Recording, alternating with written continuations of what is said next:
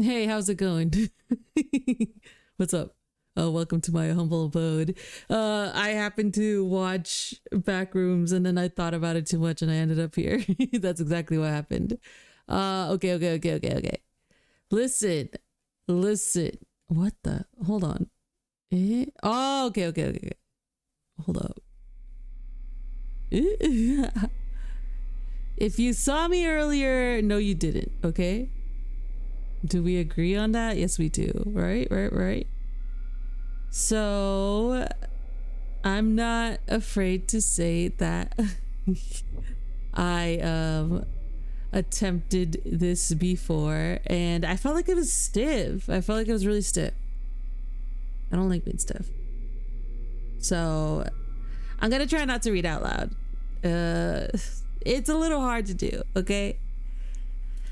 First of all, a little bit about me. Yo, my name is Tio Biron, and I am pretty introverted. Yeah. I watched this movie, The Backrooms, and it was a lovely time. I actually really enjoyed it. I thought it was amazing. The cinematography is amazing. I like the script. I do like the script. I think the characters are very fleshed out. You know, some folks didn't feel too attached to them, but I feel like they inhibited a lot of flaws and portrayed a lot of human nature, so to speak. And also, sorry if my mic is a little messed up. I did notice my first round it kept going on and off or something like that. I don't know what's happening there, so hopefully it's not up. I don't know. I need to fix my mic, yo. Okay. Anyway, yeah. It was a wonderful movie. I have thoughts. I always have thoughts when I watch movies or read books or whatever, or listen to music. I have a lot of thoughts. I think it's funner that way. I like experiencing things by analyzing them. But I usually... I'm really hoping the mic isn't popping. I usually don't want to interact with folk about it. I don't really want to write about it usually because, first of all, typically the interpretation isn't that difficult to obtain, I think. So usually the consensus of the media of everyone I wouldn't say it's accurate because I feel like you can interpret works of art however you'd like, and what you get out of it is what you get out of it. But however, sometimes it's very agreed upon, and then I agree upon it with everyone. But in this case, I happen to see some takes that are valid, are very valid. Everyone has different experiences and walks of life. So who's to say, you know, what you got out of it is different than what I got out of it. But because I haven't seen the point of view that I want to present, I wanted to present it. And I did it so in video format because no one's gonna read the manifesto I made out of it. Okay, yeah. Let's do this, I guess. Be patient with me, okay? It's my first time. I'll try not to be so stiff. Sometimes it literally just sounds like I'm reading it out, which isn't great. It's not great, but you know, I'm trying here, okay? I do want to do a spoiler warning. I think it should be obvious, but just in case, you know, I recommend watching the movie, obviously. There will be an inherent bias, but I feel like everyone has a bias. If someone tells you that they don't have a bias, they're probably lying, or you're watching a video where it's like they're just recapping events chronologically and not engaging with it at all, which I feel like does a disservice to the movie. It's better if you just watch the movie, right? It's better if you just watch the movie and check it out yourself, to get the atmosphere, to get the dialogue directly and things like that. I will mention some media and I will link them below. Anything else before I start? Definitely spoilers. Oh, I will mention briefly some stuff that relate to me personally, but that's how I have this different point of view. I'm not saying different from everyone else. I have seen some people have similar takes than me as me, but you know, it's just I think a majority see it a bit differently than me, and I wanted to not combat that, like just present a new perspective. Yeah. Without further ado, I feel like I really want to check my sound. Okay. I just need to trust the process. Gotcha. All right.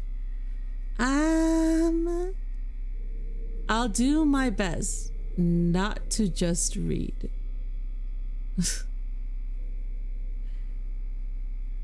Because I know how it feels. I really like video essays and stuff like that, and if it sounds like it's droning on, it's not so fun, you know? It's not so fun. All right. I'll move myself to the side. Look. Check it out. I got a blackboard. Oh. I shouldn't be so small. Okay. Yeah? You like my blackboard? Okay. Let's get started. I'm gonna read a little through it because I want to see if I missed anything. Okay, I noticed the public perception has a 1-to-1 allegory ratio that I disagree with. Listen, I love it. I love it when horror movies have allegories. I love it when the monsters represent some form of trauma or anything like that. I think it's neat. I think it's really cool. However, sometimes, first of all, that's not all it has to be. And secondly, sometimes I don't get the feeling that that's the case, you know? I'll try not to be vague. Sometimes I write really vague. I did notice that. All right. Sorry if I'm just reading. Okay. I'd like to talk about both of the central characters, Clark and Dr. Mary Klein. I believe they're both extremely flawed individuals, though who is worse might depend on your perspective. That being said, I don't think there's an inherent villain to this story. I think it's very flawed individuals, and when I say who is worse, I guess it's like a matter of opinion, right? It's a matter of opinion. Of how much damage you think they cause personally. From the beginning, I will say my bias is closer to being sympathetic to Clark. That is a warning in case someone gets really upset for that, and this is probably not the video for you. As someone with a mental illness who has experienced and heard many horror stories of therapists ranging from being the wrong fit to being incompetent to being harmful, honestly. Okay. I would also like to say early on this video, oh yes, this is important. Okay, locking y'all, okay? I would also like to say early on in this video that I find it uncomfortable to assume Clark has committed physical abuse to his ex-wife. I have seen that take, and that's why I want to address it ahead of time. Barbara, without proof in the script. Sorry, I picked up. I think people are pretty comfortable taking topics and needing to make them darker needlessly. It's kind of a habit that I've noticed people do.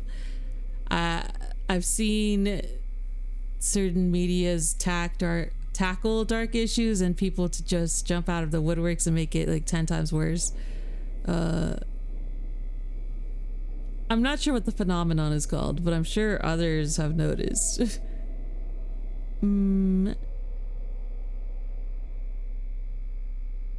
Please consider the fact that Clark is a black man married to a white woman. If you hear others express distress or discomfort from this and want to jump to dismiss it, just know that Birth of a Nation has left scars deeply rooted that validate this uneasiness. Is this the reason I'm uncomfortable with the train of thought being physical abuse? If it was the case, if it felt like that's what the movie was aiming at, then I wouldn't be so opposed to it. But I just don't believe it's in the script, and I don't want it tacked on something harmful from fictional characters. If you hear others, oh no, I read that. Sorry. I believe sometimes people project fictional characters into real human beings. With real human beings, you can't guess certain dynamics or histories if they're hidden to you. But these are fictional characters. We know everything that the movie portrays us to know, okay? And their actions and the informations we receive is confined to the script. I guess headcanon it, but that'd be really, I think that'd be strange. That'd be a strange thing to do. But if you're going on the basis of what is presented, I don't think that there's an allegory of that. I've seen people jump to Clark like murdering folk, and it's I can see kind of, because there's leaps in the script, so I kind of get it, right? A la specifically, oh, I forgot her name. Oh, shame on me. Hold on. What's her name? What's her name? What's her name? Oh yeah, Cat's head being in the fridge and us not really knowing how it got there. I mean, we don't know, so it's a little difficult to discuss it in that aspect. It's a dark scene, obviously, but there's just a lack of knowledge there that I'm not comfortable with jumping to conclusions when we have this kind of dynamic.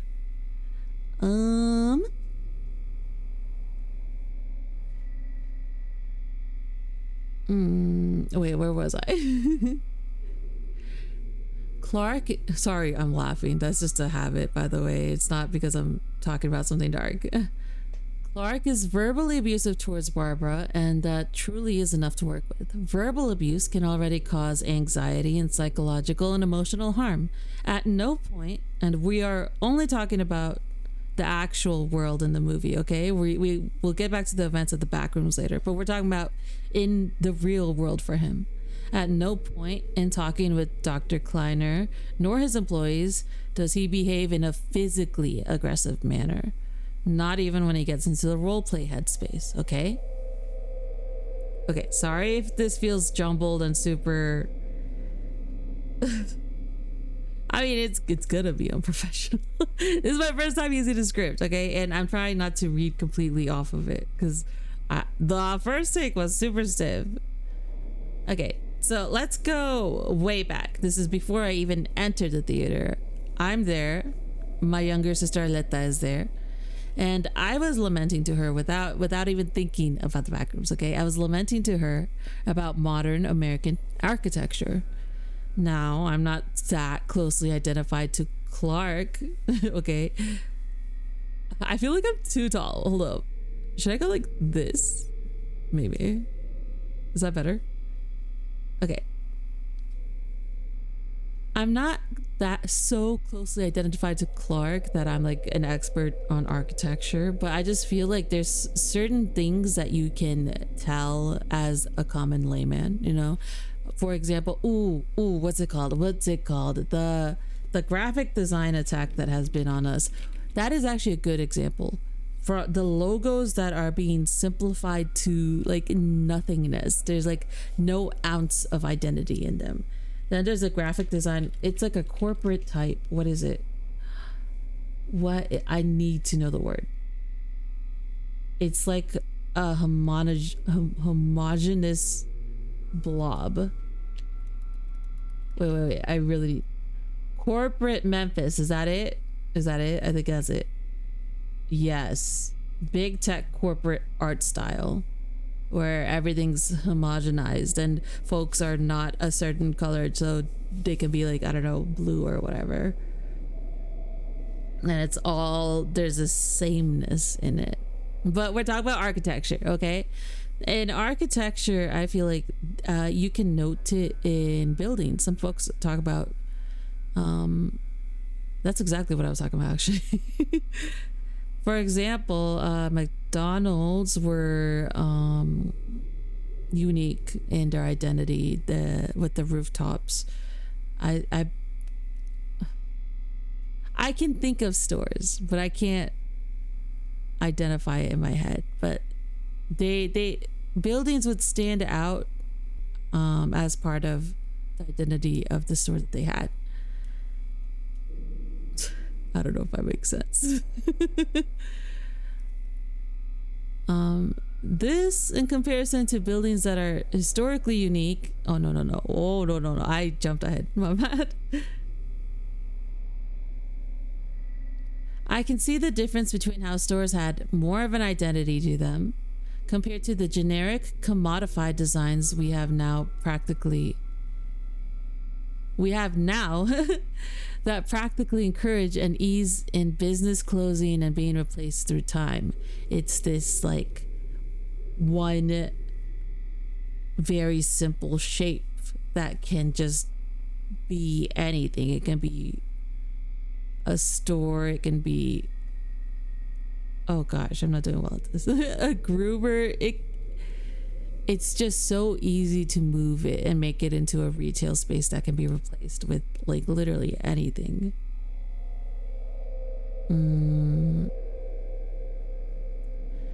This in comparison to buildings that are historically unique and structured with detail are just noticeable.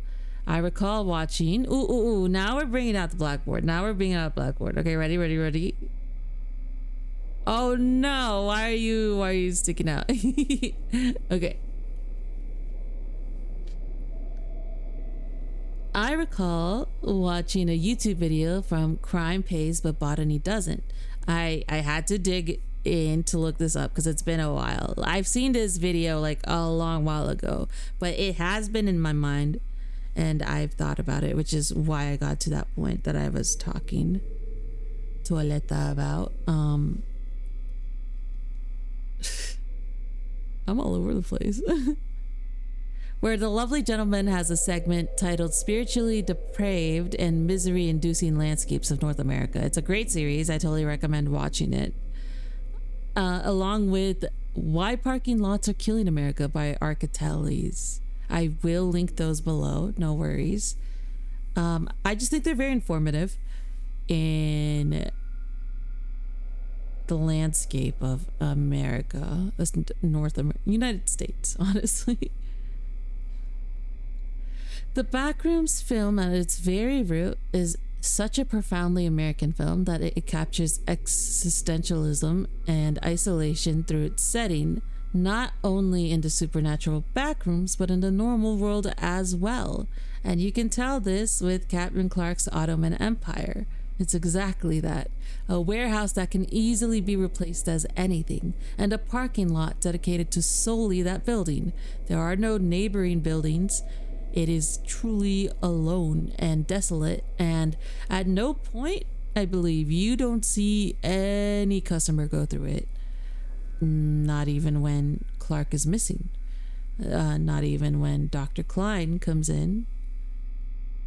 It's lifeless and abandoned. I can't help but think it's exceptionally cruel to have Clark, who has the dream of being an architect, who loves architecture, be trapped in this specific structure. My God, I hope the mic is picking me up. I don't want to be too loud because I don't want it to, like, I don't know. Y'all, I'm stressing. So, let's bring up Clark. When talking about Clark, I feel we need to discuss intersectionality. The time period of the film is during the 1990s. This is an awkward transition where the American dream is shifted into something more commodified. Money, power, wealth, status, consumerism is in. You want the house, the picket fence, a car, and a wife. A shared dream of life, liberty, and the pursuit of happiness becomes individual. At the same time, the cracks of the foundation is starting to show. This is where wage stagnation happens. This is what I get for reading it. Economic inequality grows, and the building blocks to the Great Recession of 2008 are made. Clark being a victim of capitalism is not a stretch to say. The long hours spent at his own business, the stacks of unpaid bills he goes through, the stagnant lack of income, lack of customers, and the obvious mental toll it takes on him. This picture is painted pretty clearly. Clark is trapped in his business surrounded by furniture he can't seem to sell, even with attempts at creating a commercial. And by the way, that furniture falls apart easily. It's not reliable. It's not made well. We don't know if he's just stuck with it because of, I don't know, he got tricked into it. We don't know how he got into it, but it's clear that the structures don't work, right? Because he's called a crook. I believe it's painted on his windows. And he struggles to sell it in the first place. He has lost his wife and house, which causes his work habits that were already bad to grow worse, because now he lives in that warehouse. A warehouse that steals his identity, his inspiration. He can't even be bothered to decide how Ottoman Empire and pirate goes together. It feels like an uninspired meshing of ideas due to what is available at the scene. When Bobby questions it, and Clark just looks tired and irritable, and also he's like on the ground, like, bro, the timing of it is kind of crazy. In Clark's mind, and okay, I'm not saying he's right about this, okay? I'm not defending his actions. That's not what I'm here to do. I just want to explore his psyche and what could cause the extremities of his actions. I don't think it's solely character driven. I think analyzing it as a character driven way is valid, but it also like leaves out the factors of external factors that can come from time period, from location, from culture, you know. So in Clark's mind, he makes it clear that he's upset at losing his wife, and most importantly, his house. I do think he has more of an attachment to his house. I might be wrong. It is clear that he laments the loss of his ex-wife. But I think it all goes in package with the American dream. Actually, you know what? I'm not sure if it is most importantly his house. No. Okay, I think I know why I said that. I take it back. Because he's very adamant to say that is my house. That's still my house. I paid for it, right? There's an unfairness to it for him. That money he invested is ripped away from him. And to top it off, he has a rival that blows his stuff out of the water. A better commercial that leaves him bitter. Imagine being shit at something you don't even want to do. You're stuck doing it. And you can't even be good at it. It's frustrating to the nth degree, I would say. Now, I'm gonna mention different media throughout this because my head just connects things this way, okay? Okay. Now we're gonna move on. What was? Oh yeah. Ta-da! Cha-chang! Take, for example, Death of a Salesman by Arthur Miller. It's a play. The financial strain looming over a stagnant career, the central character, Willie Loman, is similarly emotionally and verbally abusive. Oh my God, why did I put so many leaves? To his wife and children. Both of these stories, I would say, explore the strain of financial stress within a relationship, though the Backrooms is minimal in its approach. We don't actually know the scene that he refers to in his therapy. We see a role play of it. We'd never see it directly. In comparison, A Death of a Salesman, it literally is, as I said, a play. So you see the script before your very eyes. I do think financial stress is a very important factor that could ruin relationships in general. So I think it's disingenuous to ignore. Yeah, that's what I would say. A Again, I'm not excusing Clark. I feel like I have to clarify that. I really don't want to come off as excusing Clark, but I want to explore a psyche that exists or is enhanced by circumstances. Barbara has been verbally abused and also sounds like she's struggling financially as a full-time college student with a late start and no income. She felt that it got to a point where she couldn't reconcile, and she has the right to do that. She has the right to do that. That being said, I would like to talk about the very real frustration and strain of paying for someone else's tuition. I've seen people dismissively say that he chose to do this, so he shouldn't complain. Which I just believe in being able to express your emotions healthily and not villainize or demonize them. People have negative emotions. What's important is what you choose to act on it, or not restrain yourself, but like process through it in a healthy manner. But the act of just having negative emotions that come from perceived or actual unfairness it's better to acknowledge it.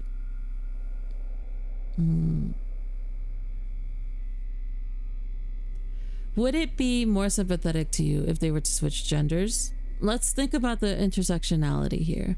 Working long hours to pay for someone else to achieve their dream while your dream withers up is a difficult situation. It is difficult if it's an older sibling that does so for their younger sibling. If a parent does it for their child, even if it's expected to, it's still a difficult thing. I think it's apt to call it a sacrifice, and I think it's natural to have strains of resentment even if you agree to it. Add on to the uncertainty that a romantic partner specifically faces. I think this discussion is important. There's an insecurity in partners that doesn't translate between family bonds. An individual may feel they have financially invested in someone, as Clark did. This does not mean Clark is in the right to yell at Barbara about it and insult her, nor does it mean she owes him to stay and withstand the verbal abuse. On her end, it might also feel natural to feel guilt about having a partner financially support her while she studies for her dream job. Clark, at this point in his marriage, is already isolated, and I'm sure Barbara is too, despite sharing a house. And this does go back to Edward Hopper. I feel like it has a very Edward Hopper influence in sharing space and still feeling isolated. I didn't mention it in my script, but another movie that does a pretty good job with that is Exit 8. Yeah. I particularly think about this one scene where the central character is just among a sea of folks that are on their phones and no one is connecting. Ooh, it gives me the chills. He works long hours, Clark works long hours at his store. He doesn't seem to have any friends. He cannot complain about this festering feeling to his employees, and he drinks as a horrible coping mechanism and relies on it to get through his days.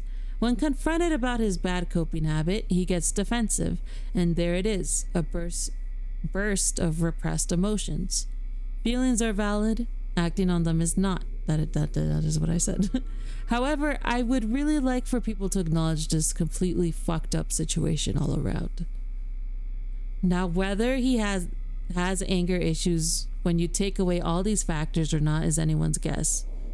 But it is definitive that it enhances these feelings. You will not catch me criticize Barbara, but I also can't speak on her much because there's so little of her that we do know. If Dr. Klein's roleplay is accurate, Barbara is expressing a very valid concern, and it is difficult to live with someone who has an alcohol problem, resents you on bad days, and is always at work. That is, as I said, a very unfair situation we're dropped off on. And it does feel just like this. The strain of finance. It does feel like a victim of capitalism type beat. Now at this point, Clark reaches for help. This is a big step for anyone. He gets therapy, but unfortunately for him, how am I still in Death of a Salesman? Oh, we're back to Clark. Wait, where'd Clark go? Oh, there it is. Sorry. Here we go.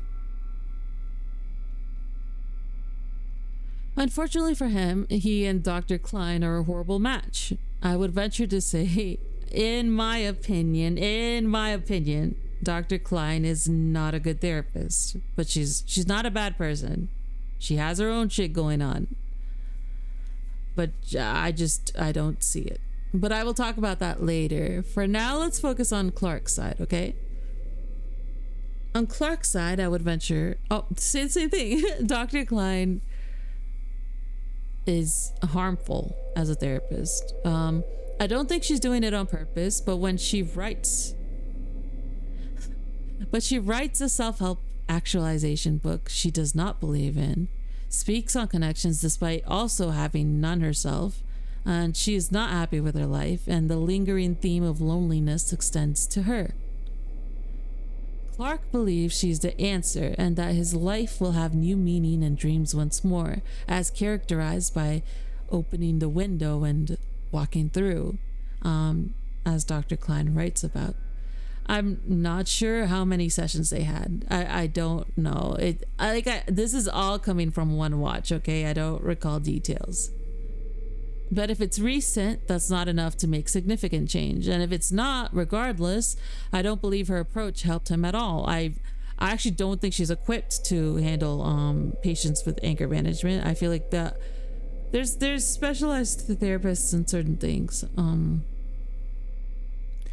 Clark shows up late, and perhaps this is projection. Perhaps it's a projection. I'm pointing it out.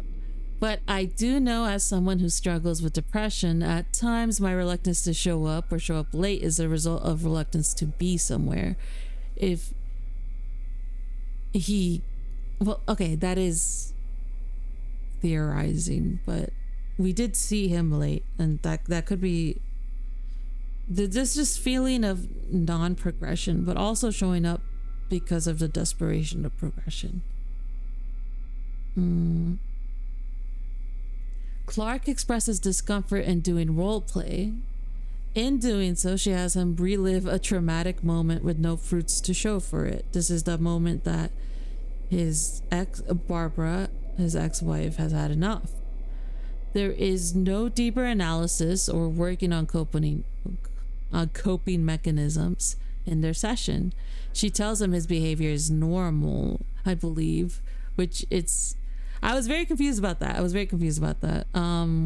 It didn't feel like advice. It just felt like a statement that he couldn't really work on. The second time we see his session, Clark is already obsessing over the Backrooms. He maps it out and wants to share this new exciting discovery. His closest connection is to his therapist, who immediately dismisses it and doesn't try to figure out if this is a euphemism or anything. Her dismissal and shutdown pushes him further into exploring the Backrooms and getting evidence. Clark's closest relationship at this point is someone that he has to pay to listen to him. The isolation he faces throughout the movie was a painful experience for me. I will get to his entry to the Backrooms soon, okay? But first, I should say, on Dr. Klein's speech of him blaming his alcohol to an alcoholic and just being wired that way made... Oh my God, it made me like so shook. I felt extremely uncomfortable. Yeah, I did. I flinched. I don't think there are words that these are words that should be said by a therapist to their patient. Directly, no. I feel like if you truly do feel that way, I don't see how it would be constructive to say that to a patient, regardless. And I feel like it's just this. I don't know if it's intentional. I really don't know if it's intentional. That's the thing that I'm like, I don't know. I'm a little iffy on the script. I do love the script, but at the same time, I'm just like, what do you mean? You know? But it is truly, I think, the worst type of nightmare that a client could have. Someone with mental health issues could struggle with.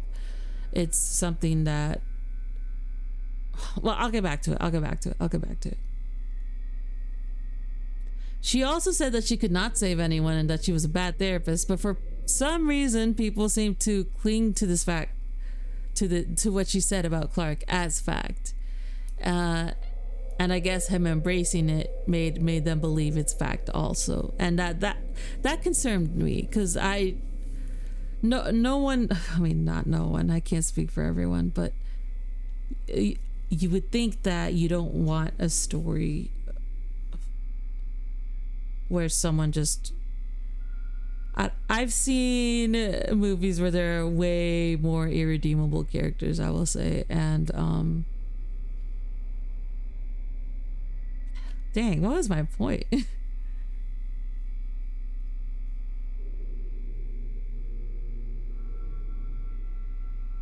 Sorry, I'm thinking it over again. Okay, it does concern me because it is a portrayal of mental health that's not healthy if we were to take it at face value, but I don't take it at face value. I believe they're both wrong. Okay, if you think I'm leaving context out of the scene, stick with me. All right.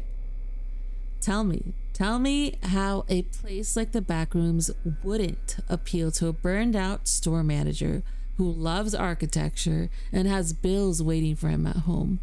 We don't know about Clark's childhood, but the back room almost seems to bring him back to a childish curiosity and exploration, a wonderment that is shared with Phil, and a goal, honestly. Now that I think about it, I didn't write this down, but it gives him a goal. He's mapping things out. He's having progression in some form.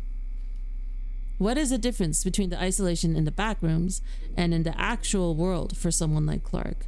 In these depressing situations, is there even a happy solution for him should he choose to leave? The same isolation, but with debts piled up. His closest relations being people he paid. Or is this place truly a growing comfort for someone like him? People seem to compare Clark and Dr. Klein's situation as parallel, but though they are both isolated and they both deal with their own set of trauma, their living situations are far different. The backrooms may be another bad coping habit, but what Clark would need is connection, and he has none, so much that he convinces himself that he's okay with being alone. And in a sense, I do want to kind of validate that, because there are folks that do feel fine with being alone. I feel like I really am one of them. It's why I was so surprised I became a VTuber in a way. But I wanted to be cute in a way. Oh, whatever. I'm talking about something serious. Sorry. Yeah, it's, at times I feel like I don't need social interaction, but at the same time it's nice to have it, you know. It's very nice to have it.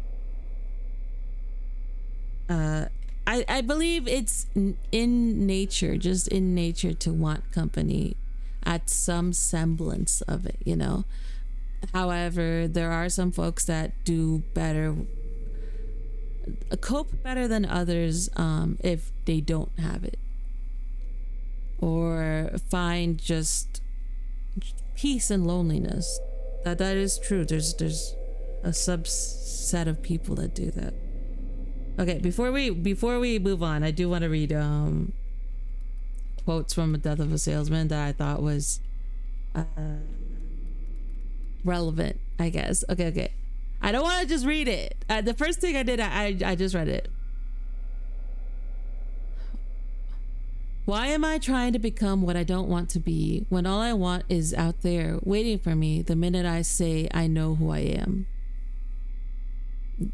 Like I said, Willie Loman and Clark, I think, share many similarities in this being stuck in a dying career and a financial strain and having to feel the need to support their family. Though Clark is relieved of that duty, so to speak, but in a very, very negative way. I don't mean to imply it's in a good way. It's still, if anything, it further diminishes his feeling of value, I would say. Yeah.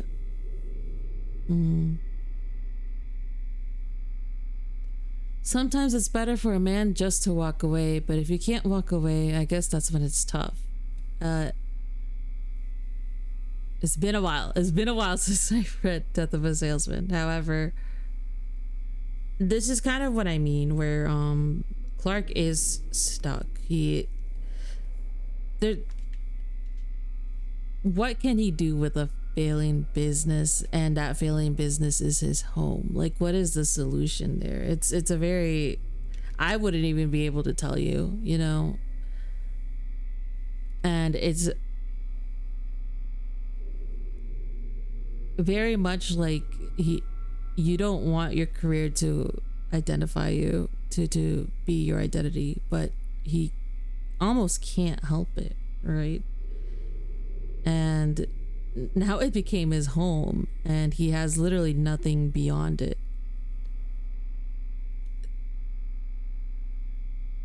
Okay, and the last quote. Just, I think this does wrap it up pretty well from what I'm trying to say. I don't say he's a great man. Willie Loman never made a lot of money. His name was never in the paper. He's not the finest character that ever lived, but he's a human being, and a terrible thing is happening to him. So attention must be paid. He's not to be allowed to fall in his grave like an old dog. Attention must finally be paid to such a person. And this, I just believe, goes in line with what I was saying about this need for some form of validation from others, some form of attention. And like I said, Willie and Clark, the abuse is there, but there's deeper. Oof, I don't want to sound dismissive of that. It's a good thing to explore the elements that could lead into that. A family that is doing well, financially stable, is less likely to get into disarray than one that is financially unstable. All right. I hope I'm not just rambling.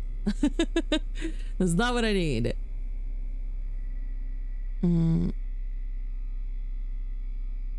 Let's see.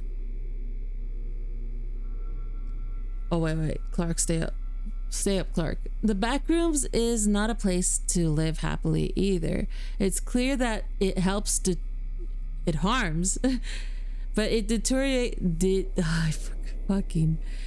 deteriorates his mind further.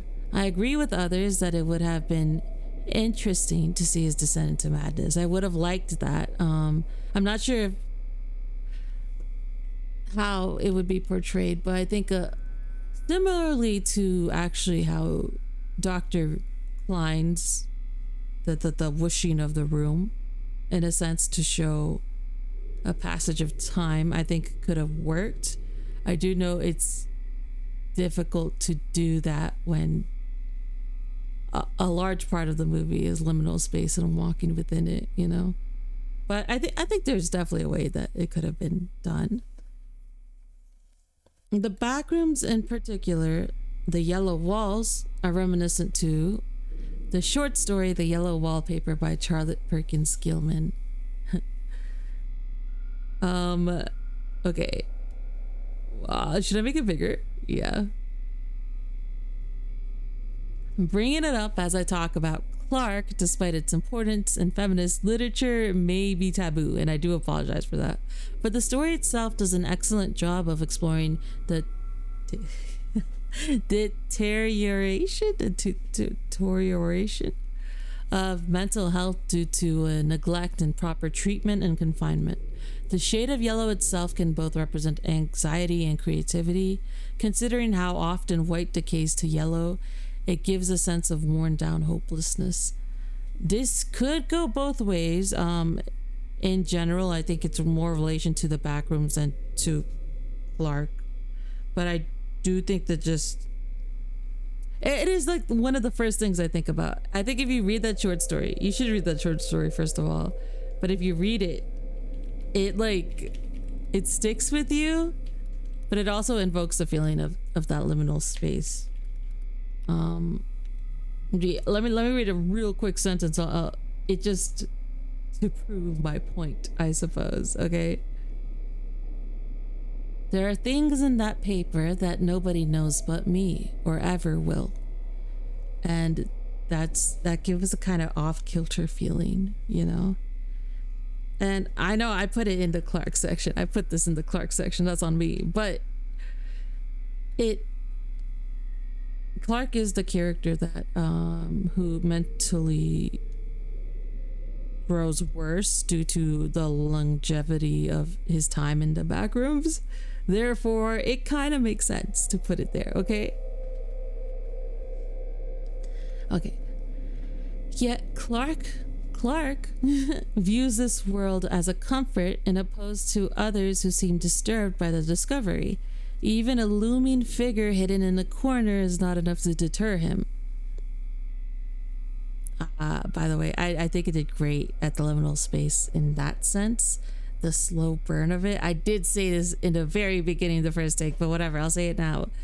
The slow burn captured the horror of liminal spaces really well. Obviously, I think the movie just, and people in general, needed some kind of monster creature to see for what's expected of a horror film, right?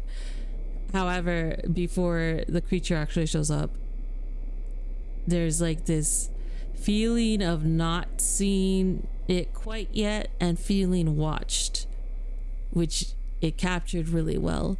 And I thought that they did an amazing job on that. And then you actually see the monster, right? And it was designed wonderfully. I will leave the discussion of his employees out, as I've seen different angles to it. Up to you whether you believe he purposefully sabotaged Bobby or was earnestly trying to help Bobby and Kat. Okay, I'm not here to defend Clark's actions. I agree he should have been more clear with them, but at the same okay, that sounds like excuse. The moment I said but, I can notice that someone that doesn't socialize often just has a habit of not communicating themselves very well. Not an excuse, just a thought. I'm not defending his actions. He should have been more clear about the dangers. He should have definitely told them that there was something down there, because he knew at that point. But I do want to explore his psyche. That's mostly what I'm talking about, and how much of a nuanced and tragic character he is. Okay, that's my main focus on it. Is he, well, I don't want to say, does he do harm to others? Yes. But there's so much layers to him that I think that's what made me want to make this video, because I was like, there's a lot there to explore, and I feel like it's being reduced to, oh, he's a psycho. Oh, by the way, I should post this up. This is a sign. It could have lingered that way, or maybe showed drawings slowly like cover the walls or something as a passage of time. I think that would have been interesting, but it is what it is, you know. And in his own scribbles, it says nothing is all real, And I can't read the rest. Within the walls of the backrooms, though we cannot see the slow progression of Clark becoming more unstable, we do know he's willingly trapped in this place. That willingly trapped is a good term of phrase, because as you know, he has the ability to leave and come back, and he chooses to stay. His choice is very important to his character. And the influence of it causes him to question reality. Does furniture bleed? Spending time with Pirate Clark? A distorted image of yourself. Finding still lifes that look human but aren't human. At least according to Clark. I believe Clark views them as furniture, okay? He uses them as furniture, like decorations, despite them being humanoid. He believes they don't feel pain, yet still I flinched when he's scalped the red-haired one. Tell me, by the way, why these horror movies love scalping so much lately. Dr. Klein, who only recently is kidnapped into the backrooms, views them as human and is therefore horrified as a result. In a weird twist, Clark turns her roleplay exercise back at her, and I believe this shows how bad of an exercise it was for Clark to keep him in that space, the traumatic space. This is before entering the back rooms, where he lingers in that memory, and this is further identified in the way that he visits his old home sees his ex-wife. I have seen people say it's creepy. I could see it. I'm not defending his actions again. I'm not.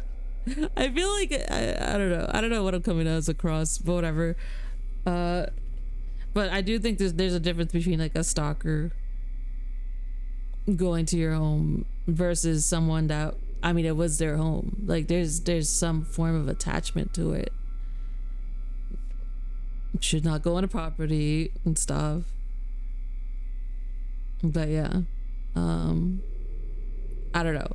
Take that as you will.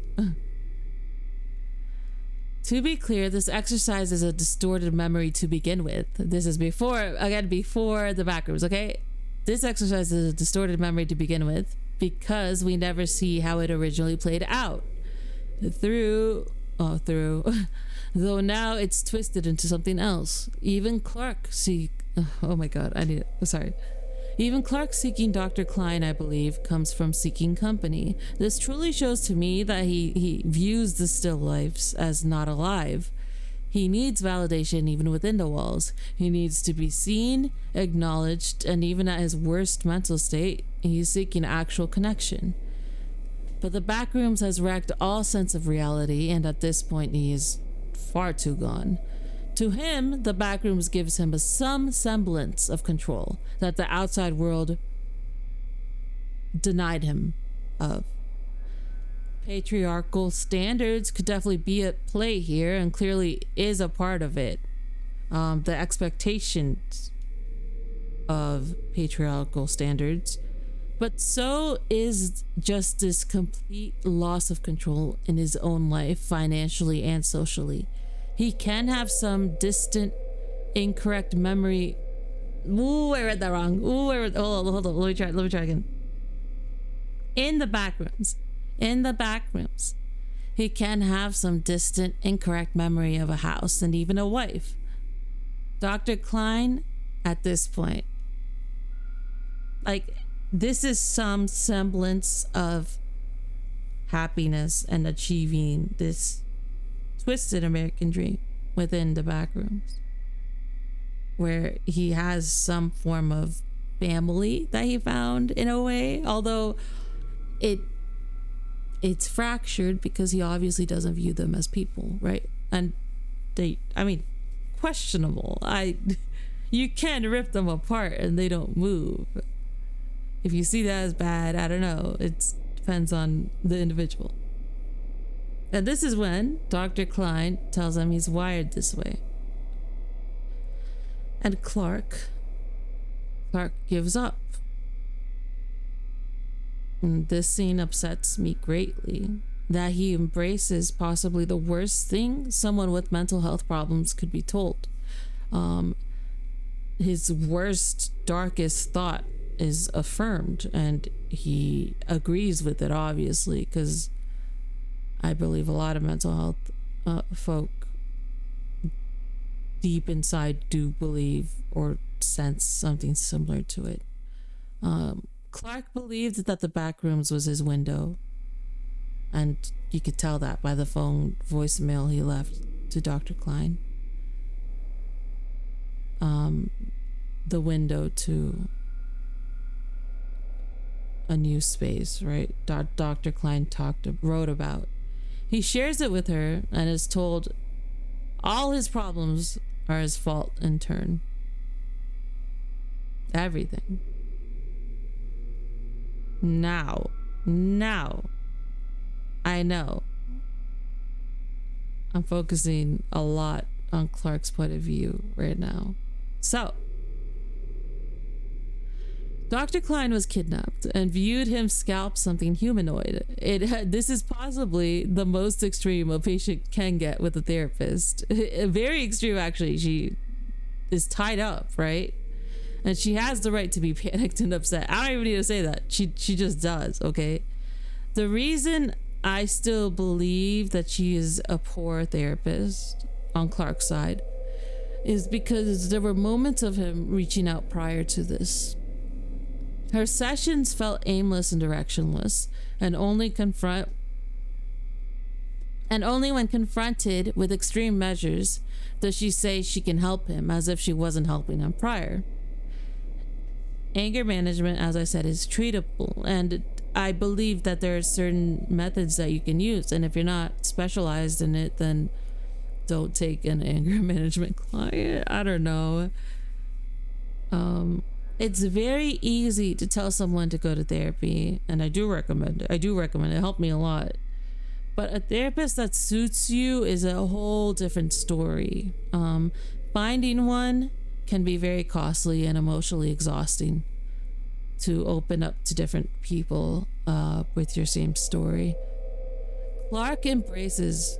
Okay, I don't know why I shifted so fast, but okay. At this point, Clark embraces Pirate Clark, the only one he felt he made a meaningful connection to, and immediately gets betrayed and hurt, and possibly killed, just like chomped. And at this point, well, the theater was freaking out over this. I was still reeling from Dr. Klein's words. But this is me acknowledging my bias, okay? I had a group therapy, and a lot of patients have shared horror stories about therapists that made things worse, that didn't listen to them, and that didn't match. In that sense, this movie just took me to a dark place, and I wish it was a bit more clear on the dialogue. Oh my god, I really do. I saw a victim of capitalism and a victim of misuse in therapy, and in being a victim, Clark created more victims too. He did. Though even without him, this Edward Hopper-esque loneliness plagues both worlds in a way I feel could be relatable to others. Yeah. Did I want to say anything else? Yeah, I think I get back to this. But let's move on to Mary. And I can't believe this has been an hour. And I also really hope that the audio isn't bad. Okay. I love Mary too. I love all the characters. Rule number 1. They're all great. Now let me prove I don't hate Dr. Mary Klein. It might sound impersonal, I keep calling her Dr. Klein, but she earned that title, okay? I actually like all the characters in this. I literally just said that. Shut up.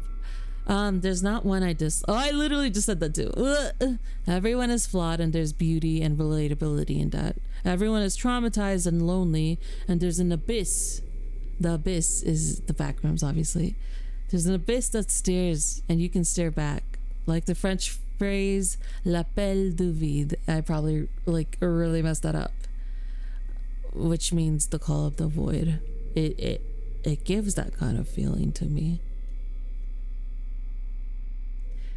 With Dr. Mary, the film shows us her childhood.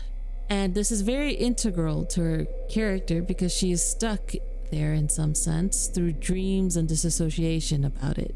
Feelings of guilt seem to haunt her and keep her shackled in the room her mom would hold her in.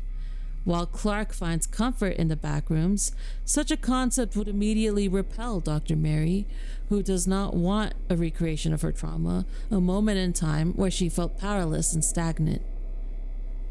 Okay. This is where I talk about a scene I really like. The transition. This is when Clark kidnaps her. The transition of Clark telling her it's for her own good, switching over to her, and it's implied that she said the very same words to her mother, is one of my favorite transitions I've seen in a while. It's also super fluid. Did I say this? Cinematography is great because it's fucking beautiful. Clark unknowingly continues to force her to actually face the trauma she's been avoiding. I don't think Dr. Mary feels she did the right thing for her mother. I could be wrong. This is completely, but it just seems within her character. Her guilt seems to pass on to her need to prove herself and rescue people, but it just further depresses her. In a way, she seems to have this fake it till you make it approach that reflects to her best-selling book, which personally, when I heard like the narration of the disc and everything, I felt it was very depressing in its prose. And there's also like this like certainty about it. That's I think a thing that bothers me is that she says how you feel, and it's just this like the opposite of one size fits all, where it's like expected for everyone to feel this way. Yeah. But her own loneliness is a beacon to others in that wavelength. The commercial, this is a different scene. When she's looking at the commercial about her, that is a mirror of her that repels her as well. It's an image of her she doesn't connect to. And then she turns off the TV and you see the reflection of the reality of her. That's a really good scene, by the way. That's also a really good scene. And it's reflected in this lonely, trapped image back to her. And she's like, what? She's eating like TV dinner? Is that what it is? I think, right? I don't know. Okay. I think the Backrooms film is profound in this way. We have two individuals who don't have easy solutions. Clark does the thing that people say betters yourself. He goes to therapy and unfortunately is horribly mismatched with his therapist. Dr. Mary turns her mother over to a facility. On paper, this should free her to start her own life on her own terms. Yet she's mentally trapped in the same room years later, though she physically has her own home and demolished that childhood home. Her life is stagnant and she still feels disconnected to others. There's no right answer. I'm not implying that she should have kept her mother, and that's what makes these situations that the movie presents so difficult and surrounded with ambiguity that I'm sure frustrates some people. But there's a guilt explored, and we're still talking about Mary. As a child to a parent, an obligation or a fond love in her memories of her mother. The obligation stems from her career as a therapist. Unfortunately for her, the epiphany she has in the backrooms comes too late. She's a tragic character as well, though she admits to herself that she is not a good therapist and feels she can't save anyone. Okay, this is a me thing. Okay, get on my level. This is get on my wavelength for this. Okay, I believe her words to Clark about blaming everyone but himself is directed not only to him, but to herself and to her mother all at once. It is accumulation of her avoidance of her own growing problems, heightened into a crisis due to Clark's extreme and unnerving actions, already having been lost to the backrooms. Yet, we see her fight back to survive. We see a recognition of Clark releasing her in a moment of humanity and connection where they finally truly see each other for each other and have their first messy conversation, where he expresses the desire to stay for comfort and she expresses the desire to leave for her trauma. This is doubly enforced by her usage of the rock that held such importance to her childhood memories.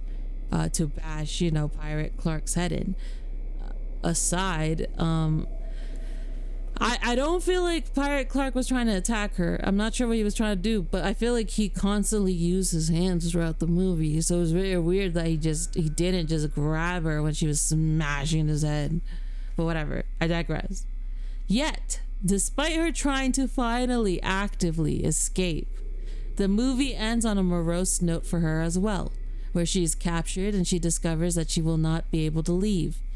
In so little words, still trapped, still stagnant, despite her best efforts to truly, finally escape her cycle.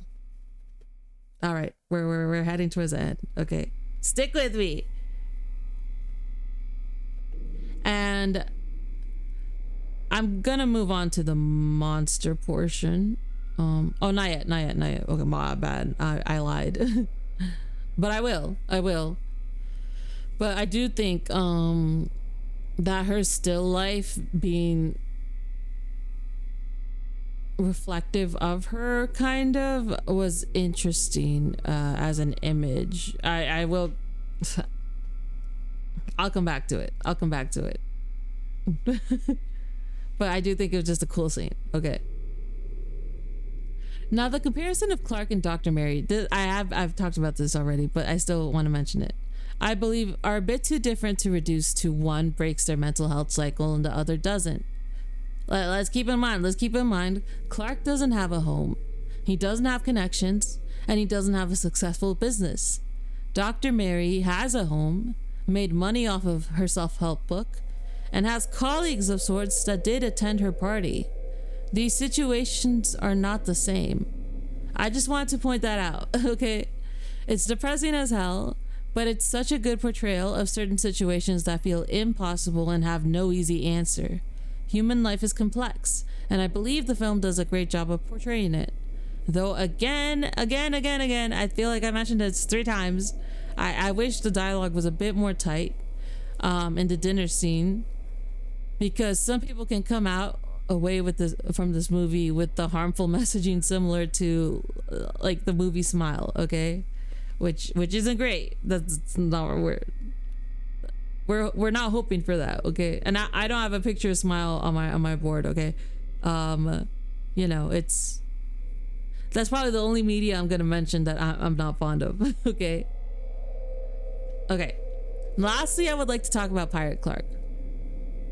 This is probably where when I defer to most other people's opinion, I think it's I have a completely different opinion on how it goes. I might be wrong, but there is no wrong answer. This is what I took from it. Okay.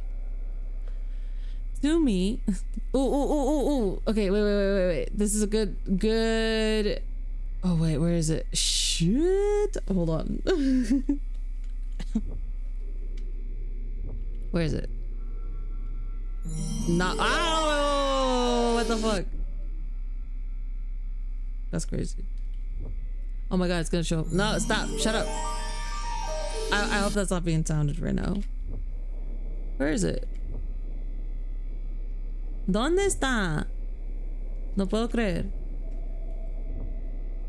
I'm going crazy. Whatever, folks. Okay. Damn. I had this all set up. What the heck? All right. Let me move a little. Yeah. Oh, I had so much space there. Okay.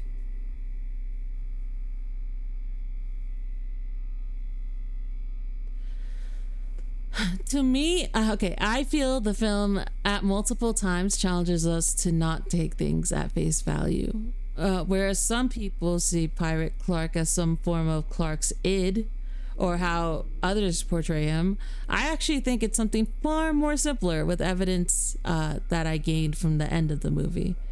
Mainly, I am talking about when Phil admits to Dr. Mary that he doesn't know any more about the place than she does. What we do know about the Backrooms is that it doesn't make sense. And it's endless, also that it's endless. What constitutes a memory when the place cannot replicate things as they should function? Because of this, I think that Pirate Clark is simply just an entity, not tied to Clark's emotions or people's portrayal of him, and not tied to any abuse reflective of his life. I'm mentioning this because some folks think that the way the still life ran away from him and it happened to be the red-haired lady. And again, we're all getting different things from it, but they believe that correlates to how Clark treated his wife. Although the lady that is shown to be the still life is not factually his wife. And there are some folks that, I don't know, when enough folks on the internet say one thing, they start to believe it's fact. And I have seen people say that the other still lifes are like folks he knew, and it's just not confirmed. So like I don't believe it. It's not a fact. You know, it can be your portrayal, but it's not a fact. I think it goes so far as to simply have a resemblance to him, which lulls him into having a false sense of security and trust. Ooh, bam. Yeah. That's a good image. And a creature he really doesn't know anything about. Therefore, when he says we are built this way and we don't have to improve, we're wired this way, his base of what he means would be different than to that of an actual monster. This leads me to another media I would like to discuss. Okay, let's get into it. Yeah, okay. I'm thinking of how to do this. Okay. Which is Upgrade Soul by Ezra Clayton Daniels. It's a comic which follows an elderly couple. Okay, I have to briefly explain it. Okay, stick with me. I might lose you a little. Don't go. It follows an elderly couple that wants to join a program to rejuvenate themselves and instead end up being cloned, where their clones are horribly disfigured and hardly humanoid. They really just look like lumpy potato, yet advanced in some other ways, and they do retain their memories. The clones retain the memories of the couple. This is a rough summary, but I do recommend the comic. I think it's very interesting. I think it's very existential. It questions identity, and I think it makes it clear. I think it makes certain things clear. It definitely has like ethical concerns. It's fascinating. But oh, okay, I said that. In the comic, the character Hank is also a black man, actually, and that identity is a bit more focused than in the Backrooms. And it plays a part in the difference between him and his clone. Not for obvious reasons, but like this. Okay, I don't need to get into it. We're not analyzing Upgrade Soul. Okay, let me continue. However, the reason I bring it up are two scenes in the comic. Okay, I'll just show it. I'll just show it. Can I read it from here? Hold up. Okay. This is Hank. Yeah, Hank. Is it Hank?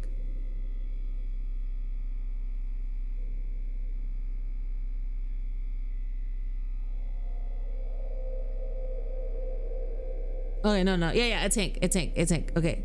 Listen, they have similar names. I'm sorry. Okay. Hank is a normal human. His wife is Molly.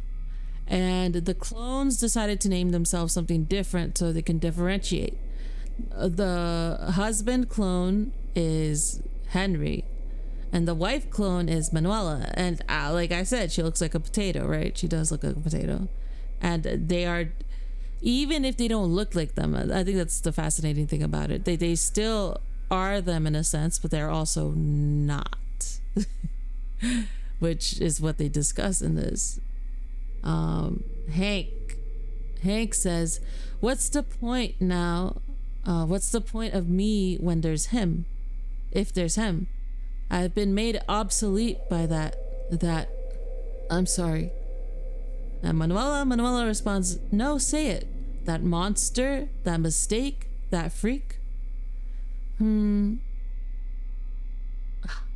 y'all, this got it hard to read. Hold up. I might have to. Just real quick. We're in the back rooms. Things aren't what they appear, okay? Sometimes stuff jumps out from the blackboard. But that's not what I mean, Molly. And Molly says, shh, listen to me. You are still Hank Nonar. Nonar? When I look at you, I see Hank. When I look at Henry, that's not who I see. I'm bringing this up for a reason, I swear. Stick with me.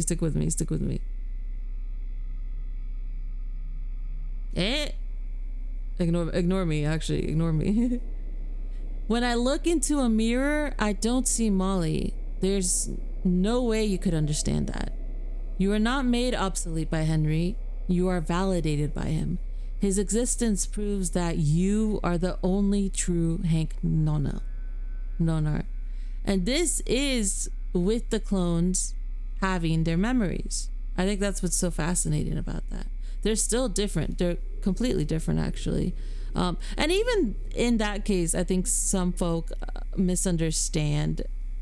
Maybe folks just get confused with clones. Maybe that's the thing. I don't know. Or like images that are partially someone extensions of them. But like, because I've seen. Okay. No, I don't want to get into it. I don't want to. We're not analyzing this comic, but. Some takes are the reason I want to talk about this kind of stuff, okay? And this is another scene in the comic where Manuela talks to Molly. Manuela is a clone of Molly, okay? And they're discussing, Molly's asking if she gets jealous over Henry, yeah. Because Henry doesn't love Manuela. I am so sorry if this is confusing. I'm really sorry about that. But it's for a reason, okay? Manuela says, please don't seek fuel for your sorrow by comparing yourself to me. You and I are no more comparable than Henry and Hank. You don't love Henry as your husband, yet you expect me to. Do you see the contradiction? And Molly says, I hadn't thought about it like that. No wonder you're not bothered. I'm bringing these up because I believe that they're very very good method of showing you, like, in this scenario they don't even look like them. In Clark's scenario, the entity does wear his face and clothes. But even in that sense, even with them having memories, they're not the same individual, and that much is clear. That much is, I don't think it's up for question whether they are or not. It really is clear. And okay.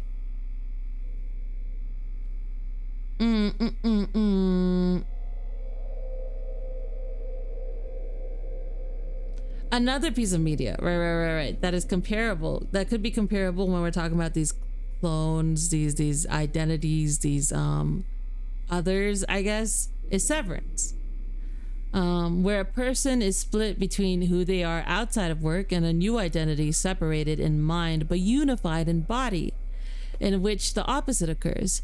The innie, the identity that only exists to work, which is a fucking nightmare, by the way. It's a really good joke. Has their own memories. It's not the same. It's actually the opposite. They have their own memories and attractions, and they're not shared with their outies. Nor do they have the memories of their outies. The outies are the identity outside of work, in which vice versa happens. These pieces of work, both of them, approach identity and a form of cloning. The Backrooms entities, the still lifes and Pirate Clark, whatever he may be, are even less advanced than these organisms. They don't really display thought in a way that can be measured, and the Backrooms itself doesn't seem to produce anything, so to speak, organic. Thanks to Clark's desire to cut the still lifes open, we know about this, right? There's like cotton candy in them or something. I don't know. What is it? I don't know. It's like white, whatever. Therefore, I do get confused at people's interpretation of a straightforward allegory or Pirate Clark's decision in any shape or form reflecting Clark's character. There's no right answer. I want to make that clear.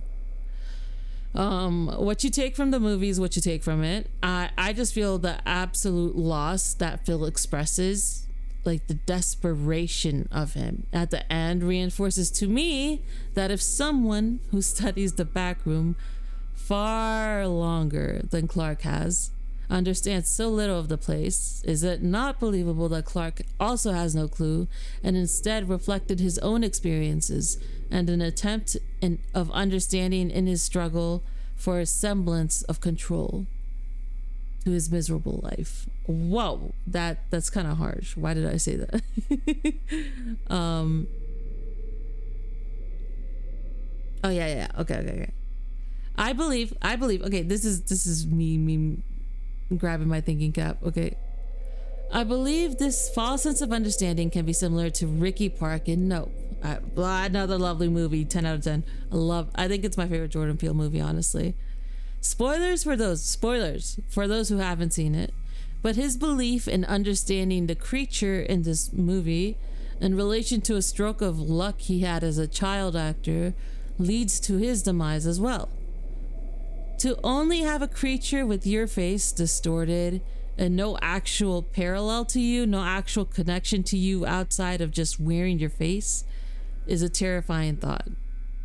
I don't believe the Backrooms is capable of complexity of thought in the creatures it creates. There's an absurdity. Is that how you say it? To it that seems to confront people. People's need, people's desire for logic and order and meaning, right? If there is no meaning, if it's meaningless, I don't know, lots to think about. I do like this image. Okay. I still want to bring it up. I'm pretty sure I can find it. I can find it easy. Hold up. Check me out. Because I think this is also part of the thesis I have, I guess, of the creatures just being creatures. Okay.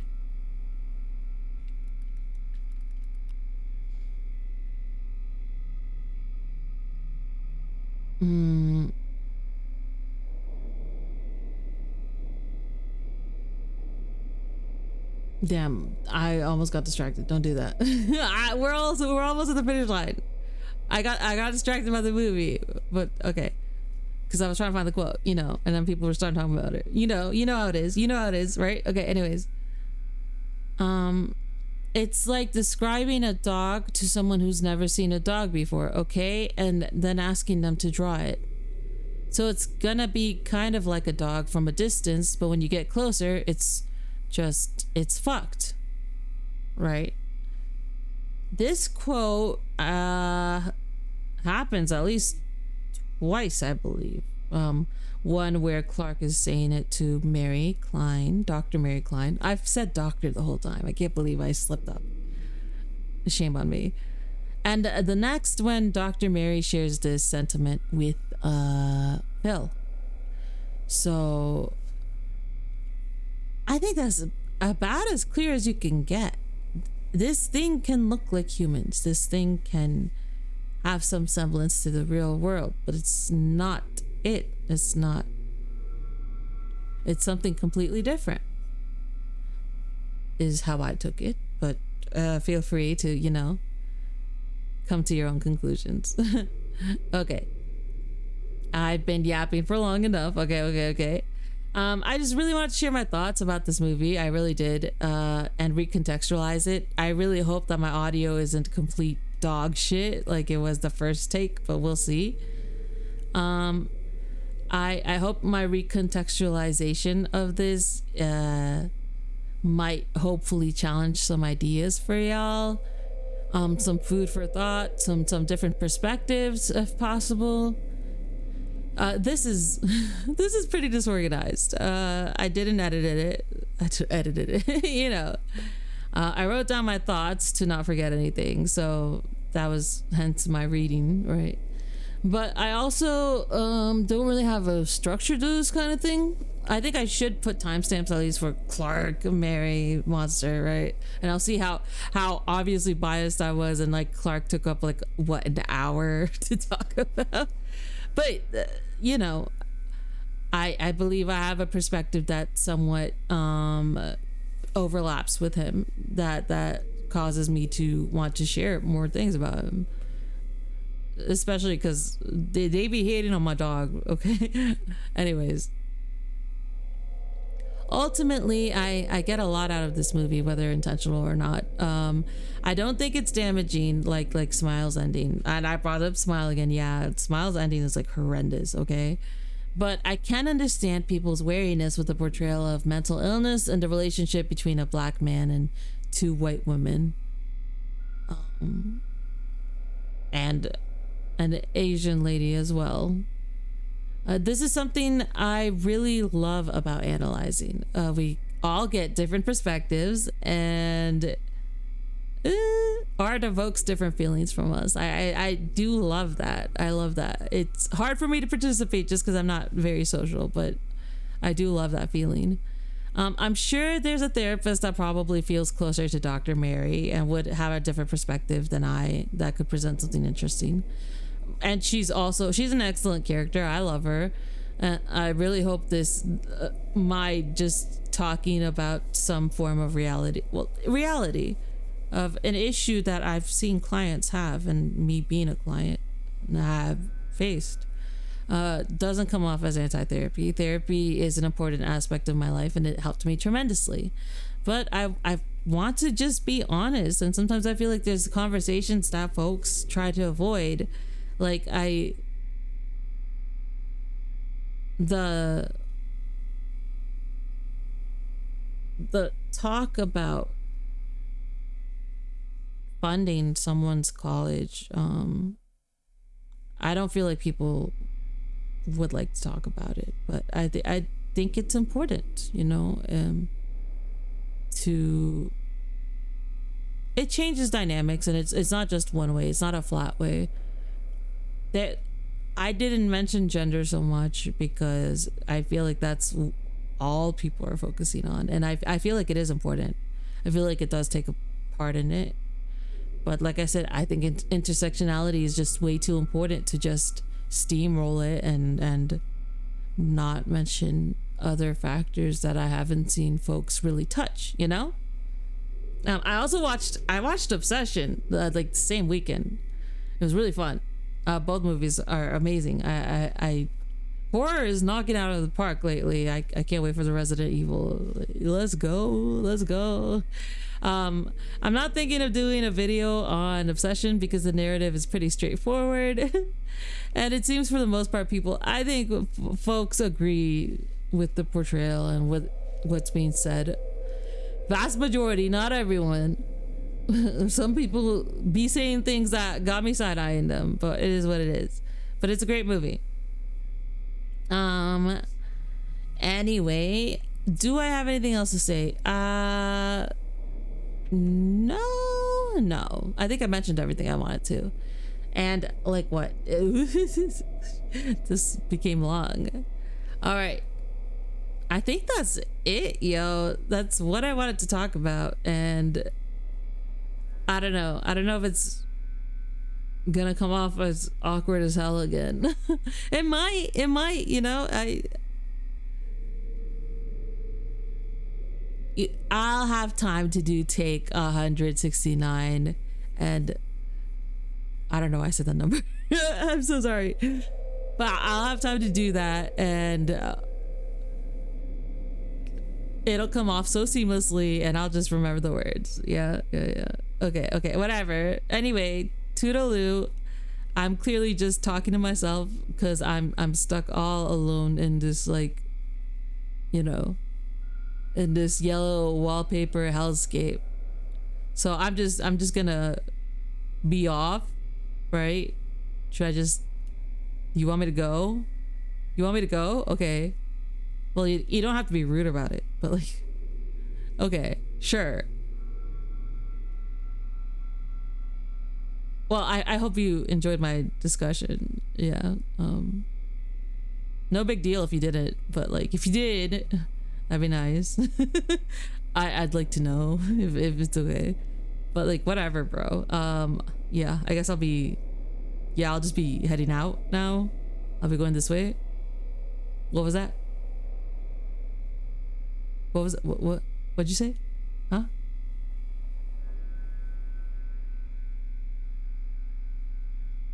Nothing? Are you sure? Okay. Like it's whatever, bro. I'm fine with it. Yeah. You said nothing? Okay. Yeah. No big deal. Bye then. Bye, I guess. Okay. Good luck out there. I hope they find you. Yeah. All right, bye. Bye. Bye. Bye-o.